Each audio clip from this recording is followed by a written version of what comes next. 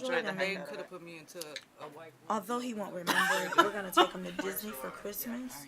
Yeah. No, I'm not imitating Stevie Wonder. I just The had goal my is reading cataracts. Okay. Good afternoon.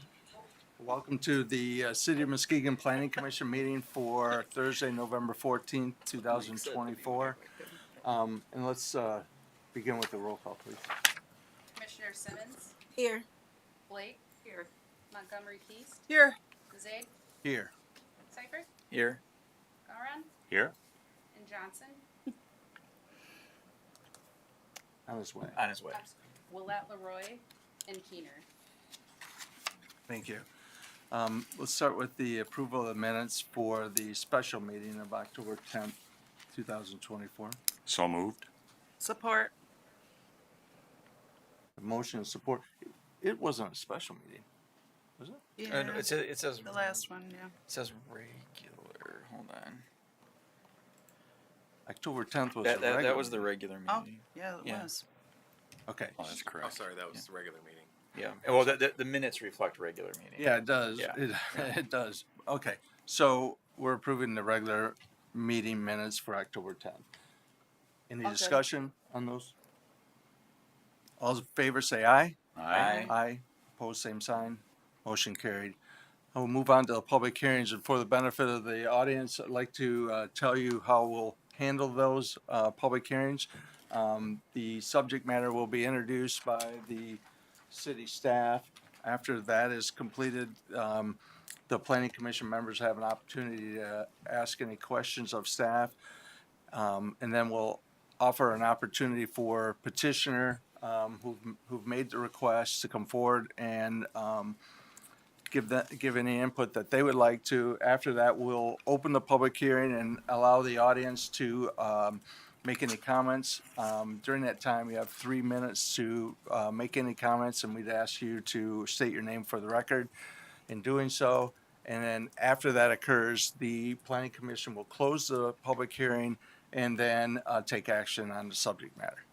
So with that, let's move on to hearing case 2024-33.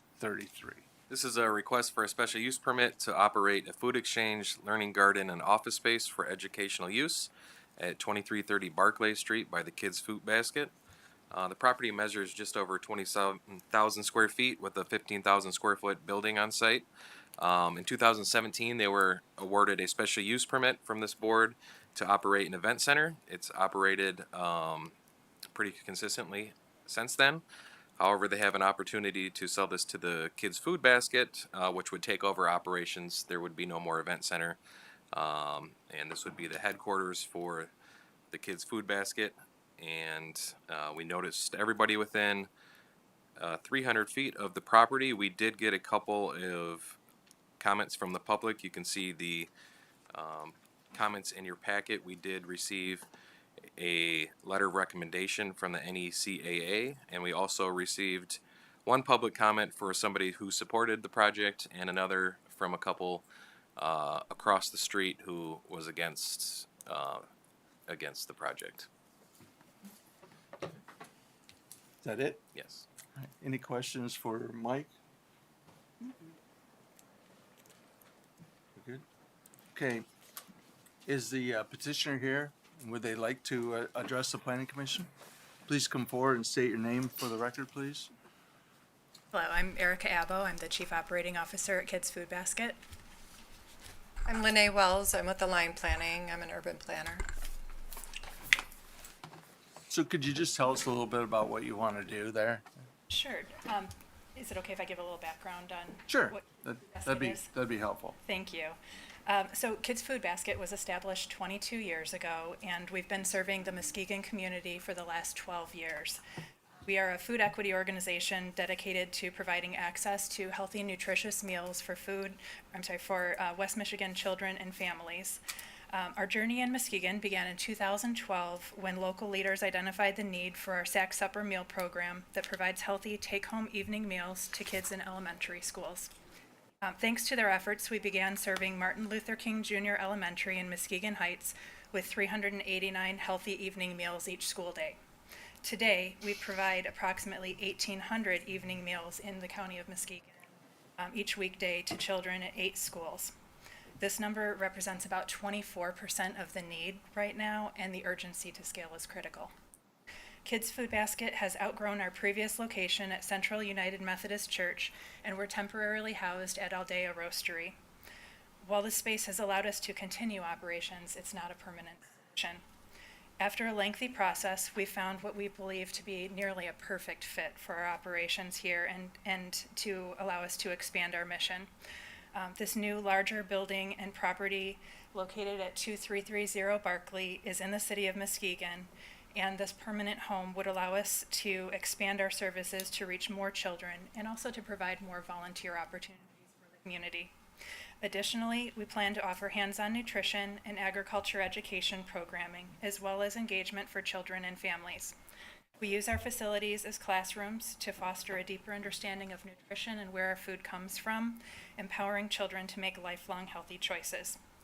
We're excited about the future of Kids Food Basket in Muskegon and grateful for the support of the community. Together, we can make a lasting impact on the health and well-being of children and families in the Muskegon community. I just wanted to share a little bit about the special land use standards. So we took some time to review your zoning ordinance to see how this proposed use would comply and meet the 3 standards that you have for special land uses. Your first standard relates to how this development is compatible with the adjacent uses. When we looked at that, we think about the hours of operation, we think about the type of activity that would be happening here. It's very different from the current event center, which was also approved by the Planning Commission as a special land use. So our operations are very much in line with what you would see with a normal residential home. People coming in around 9, leaving at 5.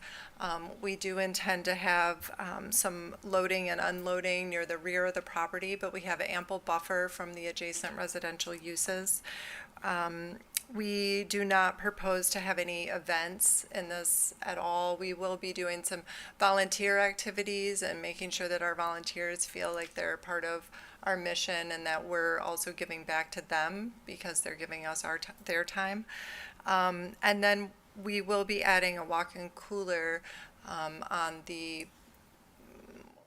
south, I think the south or north facade of the building, where there's already fencing and screening, so that would not create any kind of eyesore. We did see the staff report and notice that there's a comment about the current signage, and we do intend to conform with your zoning ordinance, and so we would be updating that banner sign to have something more permanent in place.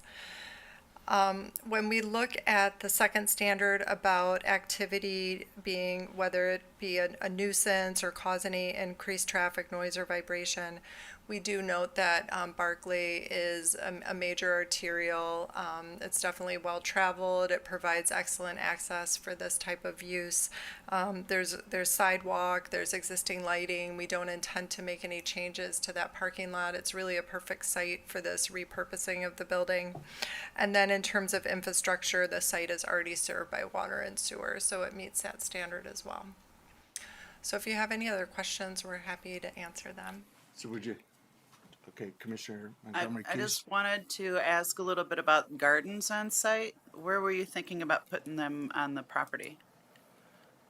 So there is the outbuilding on the property. I don't know if you've had a chance to drive by recently because some of the vegetation, some trees were removed in the last year. But that garden would be about 150 square feet, so it's small. It's a sensory garden, and it would be right in front of that accessory building that's on site. Okay, great, thanks. Yeah. Any other questions for the applicant? Thank you. So this is the time for a public hearing. If there's anybody in the audience that would like to address this issue, please raise your hand. I'll recognize you and step forward and state your name for the record, please. Yes, ma'am. Please state your name for the record and limit your comments to 3 minutes, please. Jerry Stoll, and I live next door in Wildwood condominiums. I don't have a problem with the use of this, except that the added traffic. Is it possible you could study having a traffic light at Barclay and Sherman? Because if you come out of the event center and go to Sherman, you cannot turn left at this intersection because of the traffic. You're taking your life in your own hands when you do that. We at the condominium, we normally go down to Hackley and then go down Henry, just to avoid that situation. But I think that's something that should be looked into. Thank you. Anybody else? Yes, sir, in the back. My name is Jeffrey Smith, and my property adjoins theirs. I guess that would be in the northeast corner.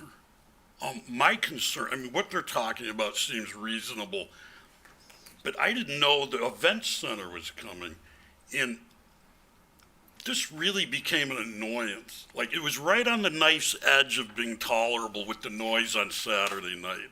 So I guess I want some assurances that it's not going to be noisy at night, and the buffer, the woods, you're going to keep. That's really my only concern, because I really enjoy my little property, and I guess you could say the quiet enjoyment of it. That's really what I'm after. Okay. And I'm very uncomfortable with special use permits anyway, because zoning generally, it's kind of like a contract with your future. So if you're trying to determine whether to invest or buy or live, you kind of have some idea of what the future is going to bring. And in this last go around with the event center, that was a special use permit. That isn't what I looked that up when I bought that land, and it was R1. So I thought, hey, I should be good, but I still had to listen to loud music every Saturday night. So that's what I'm concerned about. Okay. Thank you. Thank you. It's good to know. Anybody else? You? Yes. Yes, ma'am. Jane Monahan. I just wonder if they're going to ever have any children on site. There will be children there? In what capacity? What will they?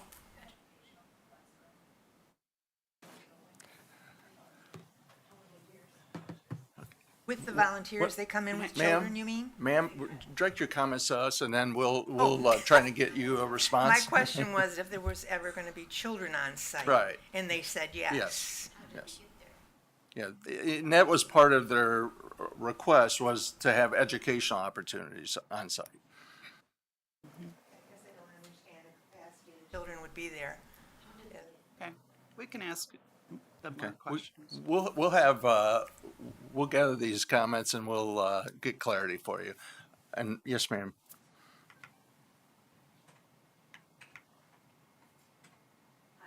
Greta Peterson, and I live with my neighbors here, but I'm also part of Barclay because I help build the building. I actually help do the ceiling tile, the floor tile. Lisa and I've learned all kinds of construction in that process. And so I have really mixed emotions about leaving there. But I guess I was wondering about the children too. And is there going to be buses coming, bringing them, or are their parents coming? Just lots of different emotions going on with how the property is going to be taken care of, et cetera. Because I had a lot to do with the trees that came down in the yard that was cleaned up. And so, anyways. Yeah, we'll have the applicant address that, but I think that the application indicated that with the exception of the things that the applicant mentioned, the building's going to stay as is, with the exception of the addition of the cooler. And, okay. Okay.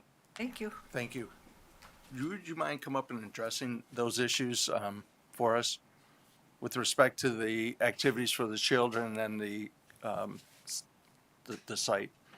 So, related to the trees, we don't intend to take any trees down at this point. I do love all of the wooded areas around, and we really value that. In terms of children, yes, we do intend to invite children onto the property. We offer our volunteer opportunities for anyone from age 5 on up. So oftentimes we'll have a lot of families come to volunteer.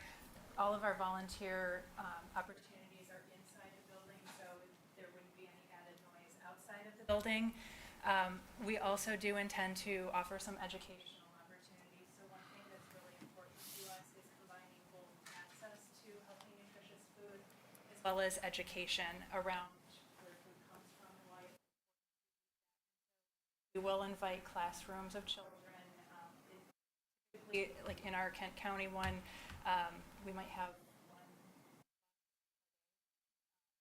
3 times a week or so. It's not, we don't have buses and things coming and going. It's very limited, but it is important to us that we are reaching the children that we're serving. Any other significant vehicular traffic that would happen there that's out of the norm? I mean, that was an issue of concern about the buses. Anything else that we might Just expect? our normal volunteer opportunities. So typically we have 30, 50 volunteers or so per session. We usually have a couple sessions a day that would all be during the day. Occasionally we'll have some evening sessions, but occasionally we'll have maybe one weekend shift. It's usually about, our shifts are between an hour and a half and 2 hours. So in terms of hours, what's the earliest and what's the latest? I would say, yeah, probably 9 to 5 would be the typical. One thing that we have heard from the community is that some people aren't able to volunteer during the day and they would like to be able to, so we try and accommodate that and have evening sessions from time to time as well. And other than the classroom opportunities that you mentioned, the volunteer opportunities, you don't intend to have any other events there? There is a community room, and when we held the community listening sessions, we heard from the community that they would like places to gather and connect. And so if there are other organizations that need a space to meet, we can offer that community room for people to gather. But we're not planning on having weddings or loud events or anything like that. Occasionally we might have a fundraiser, but Okay. All right. Thank you for clarifying that. Is there any other individuals that would like to address the Planning Commission? Yes, ma'am. Wilma Wallace, and I live in the condominium association. I'm just wondering, you mentioned some evening sessions, but you didn't give a time for those evening sessions. I'm assuming because it's families, it'd be over by 9 or so, it wouldn't be running later, but I just wanted that clarified. They indicated like 7. Yeah, Oh, okay. So Yeah. everything would be over by 7? yeah. Okay.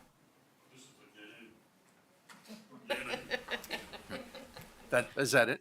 My other thought was if there's gonna be a lot of people in that parking lot to extend that one fence between our properties because it ends before my house is placed and I always could hear and see the traffic coming and going when the were events going on. So something to think about is extending that white fence a little bit further if people are gonna be out in that parking lot. Thank you. Anyone else? If not, we'll go to the viewing public and allow them an opportunity to address the Planning Commission. If you'd like to do so, please call 231-724-6721. And you'll be allowed an opportunity to voice your opinion.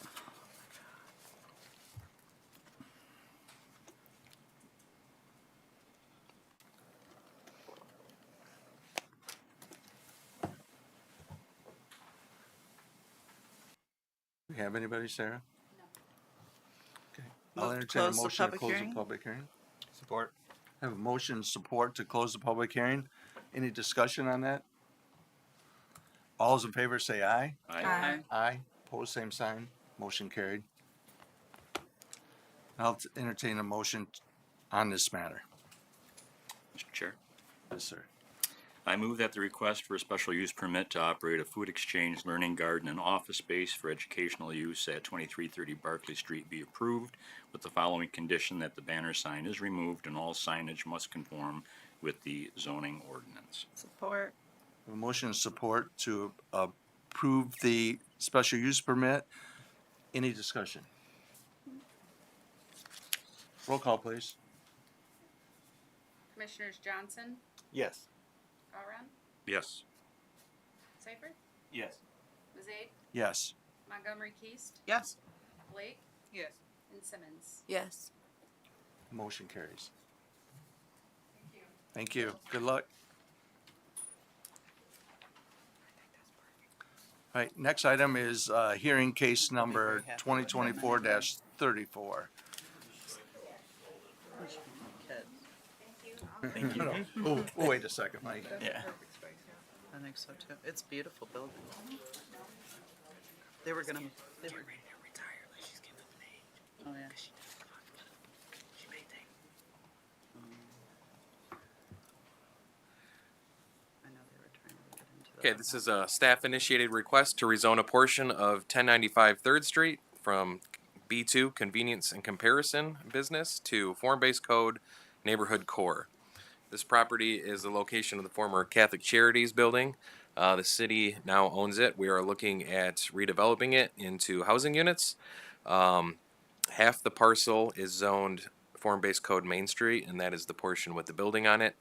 The other half is B2 Convenience and Comparison Business District. When we did a major rezoning in this area, at the time we tried to rezone all of the parcels. There were several there that we couldn't get confirmation with the owners that they wanted to go with it. So at the time we left those off. So that's why the zoning's a little different on this parcel. We would like to rezone it to Form-Based Code Neighborhood Core because we haven't exactly identified the type of housing that will go there, but we are looking at apartments to continue an addition on that building, or possibly even row houses, which would also connect to the building. So this one gives us a lot of options to do so, and we believe it's appropriate because it's off of the main street, which would be 3rd Street there, and you're going a little bit more into the neighborhood. So there's a little more restrictions on what you can do than the main street designation. Any questions for Mike? I have one, Mike. It's, and I guess it's not really a zoning issue, but if it becomes apartments, is the city intending on retaining ownership or selling the property, or how is that? No, we would sell it to a developer. Yeah. Okay, so the I'm developer's sorry, we going- have sold it to a developer, yes. Oh, okay. Yeah, All we right. don't own it. Oh, that's All right. cool. Okay. Anything else? There's parking in the back, right? In that back area, there's lots of parking. There is a parking lot. That is where we're considering to build homes. There are no parking requirements in the Form-Based Code District, though. So I know the applicant is looking at different options, though. Okay. Who is the applicant? The city is bringing this forward, but I probably have Jake talk a little bit more about who exactly we're working with on the You developer. have a developer? Okay. No, this is a public hearing. It can be. No, not yet. Hang on. Any other questions? No. Okay. If there aren't any other questions, now is the time for a public hearing, because we've heard from the applicant. Come on, Jake. So now is the time for the public hearing. Sure. Yeah, I stuck around in the meeting thinking that it may be beneficial for the public watching and for the planning commission to know a little bit about the project. So it didn't undertake a rezoning as they often do prior to us conveying it to the developer, because most of it complies already. There's just this little one chunk of parcel that we have to worry about. So yeah, several months ago, nigh on a year ago now, we sent out a request for proposals for redevelopment of this parcel. As most of you probably know, we traded a large green parcel, like flatland parcel, to Catholic Charities in order for them to construct a new facility in exchange for this property. And so we had a project all programmed and that didn't work out, so we sent out another request for proposals. We had 3 respondents. 2 of them are existing LIHTC firms, low-income housing tax credit firms, that either have existing projects for affordable housing in the community or are about to build some that they've been recently awarded. And then the other one was a private market, for-profit or market rate developer, for-profit developer that was open to doing a true mixed income development. So market rate units, but a percentage of those units being offered preferentially to people that have tenant-based vouchers. which are hard to find units in that category that are in market rate complexes. So that is the one that we decided to go with. So it's West Urban Properties. They're in partnership with Wheelfish Group, which is a private equity firm here in town. Was actually just in the building today. They've almost completed interior demo. And so if you'd ever been in that building, it was super carved up and a ton of offices and a lot of hallway. It's wide open from span to span on both floors and in the basement. So they're getting pretty close on interior demo. They're starting removal of the facade. I was over there to get an update and also to kind of volunteer them to put a silt fence up around the property because we've had some blowing styrofoam as they remove the facade and things like that. So yeah, happy to answer any questions on the development side of things, but we did close on it about 2 months ago, and the cost was $100,000, and then we're through our tax abatement application process, and we'll be working on finalizing a brownfield. So yeah, good project. Will we be able to see the brownfield documents once they're, like, so we know how many units is supposed to be subsidized, or like more details, or no? Oh. Go ahead, Yeah, I can Nancy. address that. That's a good question. So, it is. I'll answer it and then I'll give a comment at the end. So, it's 33 units are currently programmed for the adaptive reuse, and then the parking lot that you see on Houston, that's where the new construction will go. It will be a more rectangular building, doing build to with the houses in the neighborhood. And those will all be walkout units on the front and back on the first floor, and then there will be a second floor, and that's up to 48 total units, all one bedroom. And then the way the development agreement reads, it's not the brownfield documents, but the development agreement with the city commission is that 20% of the total development has to be held over as preferred for voucher tenants. So if they can build 100 units, then it's 20% of those. They can build 10 units, and it's 20% of those. It's just a rolling number with however many they build. Yeah. You're good? So my question kind of dovetails about the parking. So if you build out the Houston Avenue property, then where will the parking be? Yeah, so the current site plan, they're working with a local firm, SEH here in town for the architecture, and the goal is to achieve one-to-one parking for unit count, and so combined with the lot up front, which would eventually be programmed with a smaller building but still have parking on it, and then the parking behind the new construction building that you would alley load, that would come in and out via the alley, that will provide, they're hoping, one-to-one. It's possible that some units will not have dedicated parking, but as a reminder, the form-based code does not require one-to-one parking. The alley off of 4th Street? The alley between Muskegon and 3rd is how you access the parking lot. On 4th and 3rd. Yeah, between 4th and 3rd, but yeah, and then the alley mid-block between Muskegon and Houston, excuse me, yep. Thank you. I misspoke, yep. Any other questions? Okay. All right, thank you. Thank you. There isn't any other public, so we'll open it up to the viewing public. If you'd like to address this issue, please call 231-724-6721.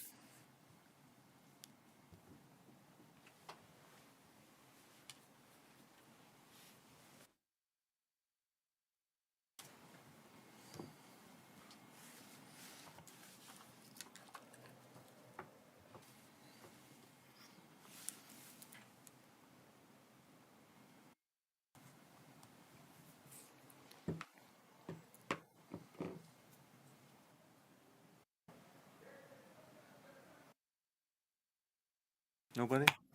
All right, I'll entertain a motion to close the public hearing. So moved. Support. I have motion support to close the public hearing. Any comments? All those in favor say aye. Aye. Opposed, same sign. Motion carried. And I'll entertain a motion on the subject matter. I'll get it.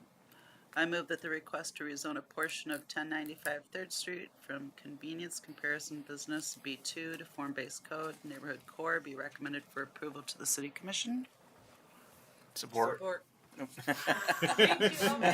Support from the Shoney. right side.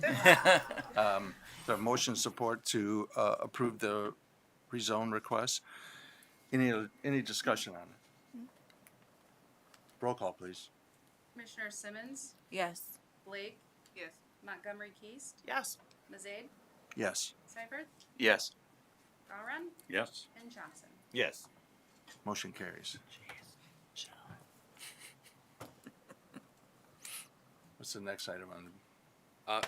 Is it all old business or? It's, we're done. There, we're done. Business, old business. New business, no Other business, business. other business. So is there any, new business, Nope, I can just give some updates. old business? I would like that. So, the zoning reform went to the city commission on Tuesday and all of the initiatives passed. We do have to have a second reading on the 26th. The Harbortown additions also had a second reading and that passed again as well. So, What was the, why does the, zoning reform need a second reading? Were there, It wasn't unanimous. it was not But unanimous. wasn't all seven, unanimous? Yeah, we were missing one commissioner and two voted against okay. different pieces Okay. of it. Right, any other old business? Shawalker. I heard stuff going on over there. Mhm. That's pretty cool. They're in progress. Yeah, Demoing, yeah. that's very exciting. Looks like Jake wants to talk about it. Come on up, Jake. No, I would love to I was hear just what's in going that. on. That building has been sitting there empty for so long. I would love to hear Yeah, every I single was just drop in there of last detail. week, so yeah. The also interior demolition going on in there right now. They have about 50 full timers in there for the phase of work they're in. I took some pictures because I've been through that building, I don't know, a dozen times, and the interior had severe degradation, and just Yeah. the fact that they've cleared it out to the extent they have. Right now, the transformational brownfield plan proposed by them, which will only be maybe the fourth or fifth in the state if approved, they're relatively new piece of incentive tool in the state of Michigan. If that's approved at the state and local level, then they'll really kind of get going full tilt. But the difference is for local brownfields, you have a look back where you can say, okay, I already did this work, but I want to include it in my brownfield reimbursement, which is effectively reimbursing a chunk of your tax bill to you after you pay it to pay for those activities. Sure. The transformational brownfield does not have a look back. It specifically does not. And so a lot of the things that they'd like to be reimbursed for, they have to wait until they're approved on that brownfield before they can start that work. Otherwise, they won't be able to be reimproved. But to stay on schedule, they've just foregone getting reimbursed the demo costs because they want to keep things moving. So. Fabulous. Yep. Do you believe that they're on time? The timeline is good for their project? Yeah, definitely. They're So. holding pretty tough. Yeah, I mean, the one thing that's just sitting out there in space is making sure that the relevant state agencies and then the local municipality approves that transformational brownfield plan. And if that happens, then I think the project is moving forward full speed. So their goal is to accomplish it within a relatively short number of years, somewhere between 3 and 5.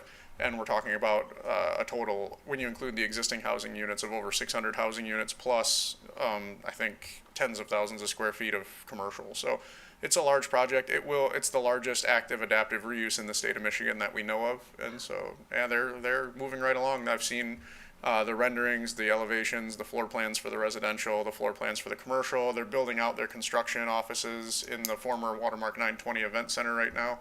So yeah, no, they're moving on it every day. Yeah.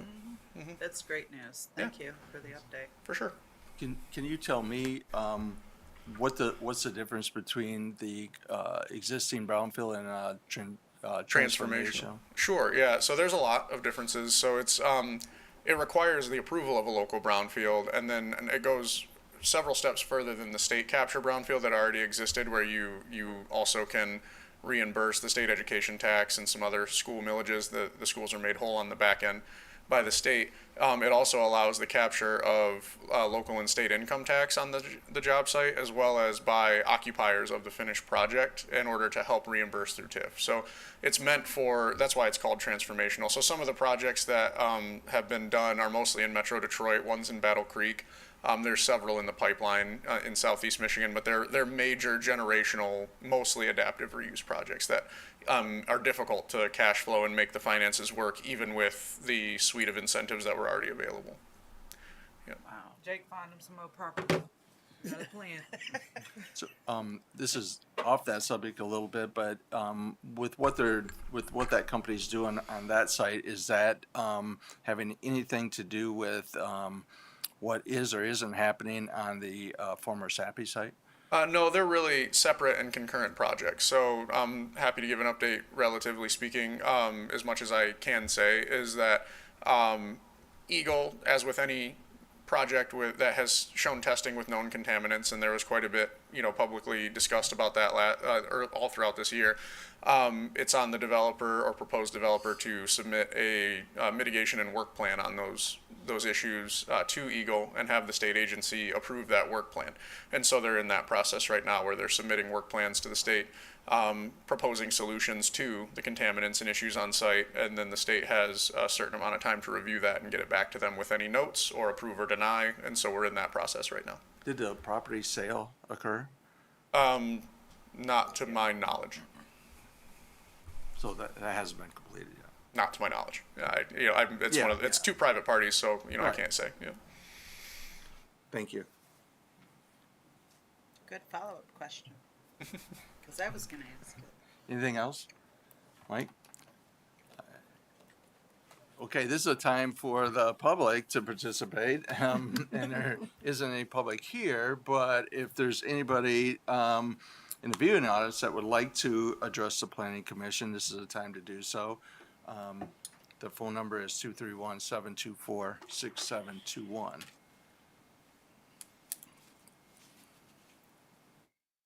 I know we don't generally have that on our agenda, but I think that we should allow for public Yeah, it's participation. It's required by law, so we probably should add that, public comment before adjournment.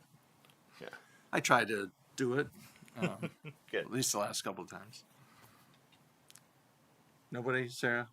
No. Okay. Is there any other business to come before the planning commission? Yes. Just had a question. I was a couple minutes late, sorry for my tardiness, and I missed the adoption of the minutes. Were the minutes updated or corrected before adopting?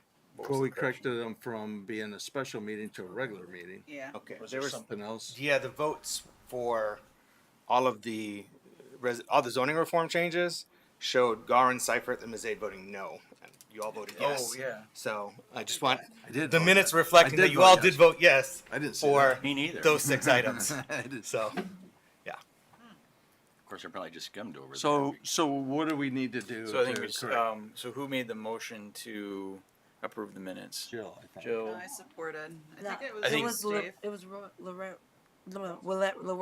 Oh, no, but today. No, Today. today. Oh, Adopting oh, today. I think it was you. I think it was you. So, Sarah, who made the Yeah, motion who was it? to approve the minutes? Sorry, Steve did. Okay, so if you want to friendly amend, I friendly amend my motion to approve with the corrections cited by. Okay, and I'll friendly support. Okay. Okay. It's so So, nice to be friendly. so any discussion on that friendly amendment? If not, roll call. To vote after all. yeah. What's that? I said I get to vote on the minutes Yeah, you after all. do. All right, Commissioner Simmons, What? Yes. My bad. We're just voting on the Yes. corrected Yeah. minutes. Okay. Montgomery Keast, Yes. Mazade, Yes. Seifert, Yes. Garan, Yes. and Johnson. Yes. Okay. Good catch. Well, I'm glad. Yeah, I'm Thank glad you. that got corrected. Because I think that was unanimous, correct? Yes. Yeah. With 2 abstentions. To abstain. Yeah. But otherwise, yeah, everyone who voted Right. Yeah. was yeah. I think Mayor, you and Commissioner Keener were. Which is Yeah. correctly reflected Okay. here. Okay. Um, All right. Motion to adjourn. support. All right. Support. We're adjourned. Thank you. Yeah. I think what happened was the very first motion had